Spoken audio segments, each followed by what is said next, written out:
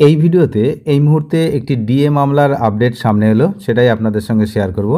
Supreme court of ইন্ডিয়ার ওয়েবসাইটে আগের দিন আমি দেখিয়েছিলাম যে ডিএ মামলার শুনানির টেন্টেটিভ ডেট 11 তারিখ। অনেকেই কিন্তু তখন প্রচার করেছিল যে 11 তারিখে শুনানি হবে, কিন্তু আমি বারবার করে তখন দেখিয়েছিলাম যে ওটা টেন্টেটিভ ডেট বা মেবি বলে লেখা ছিল। আপনারা যারা ভিডিও দেখেছেন তারা জানেন। এখন ডিএ মামলার এই শুনানি কিন্তু এগিয়ে এসছে। এই ভিডিওতে আমরা সেটা দেখব এবং দেখুন সরাসরি দেখতে পাচ্ছি আমরা ডিএ মামলার যে শুনানি, সেই শুনানি কিন্তু এগিয়ে এসছে।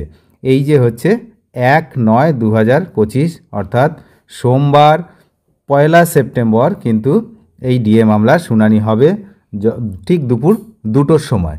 পশ্চিমবঙ্গ রাজ্য সরকারি কর্মচারীদের জন্য এটি অত্যন্ত গুরুত্বপূর্ণ, তার কারণ এই যে ডিএ মামলা দীর্ঘদিন ধরে চলছে আপনারা জানেন, এবং একবার এই ডিএ মামলাতে জয়লাভ করার পর, অনেকবার জয়লাভ হয়েছে কিন্তু একবার সুপ্রিম কোর্টের নির্দেশ থাকার পরেও কিন্তু মেলেনি ডিএ, এবং কবে মিলবে সেটাও কিন্তু এখনই জানা যাচ্ছে না। তার কারণ নির্দেশ থাকা সত্ত্বেও আপনারা জানেন যে সেই নির্দেশ পালন করছে না।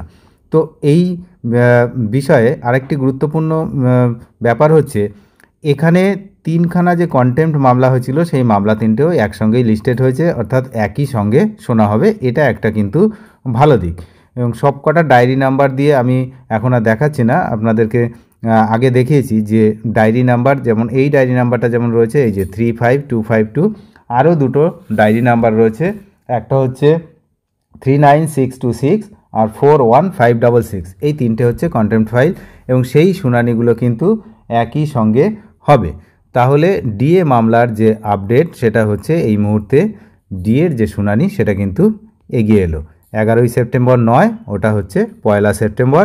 তাহলে আর বেশি দিন নেই, সুতরাং আর 2-1 দিন পরেই দেখা যাবে যে এই মামলার শুনানিতে আবার কি হয়, নাকি আরও কোনো নাটক আবার আমরা দেখতে পাই সুপ্রিম কোর্টের পক্ষ থেকে। কারণ আগের দিন শুনানিতে আপনারা জানেন যে কি বিষয়টা হয়েছে, তো সেটা নতুন করে বলার কিছু নেই। তো সেই জিনিসের, সেই ঘটনার পুনরাবৃত্তি না ঘটে সেদিকেই আমরা লক্ষ্য রাখছি, যে আমরা চাইছি যে সেই ঘটনার পুনরাবৃত্তি না হয়। আপাতত এই মামলার কিন্তু শুনানি হোক। অনেক ধন্যবাদ শেষ পর্যন্ত দেখার জন্য। চ্যানেলে যারা নতুন তারা অবশ্যই চ্যানেলটিকে সাবস্ক্রাইব করে সঙ্গে থাকবেন। Thank you.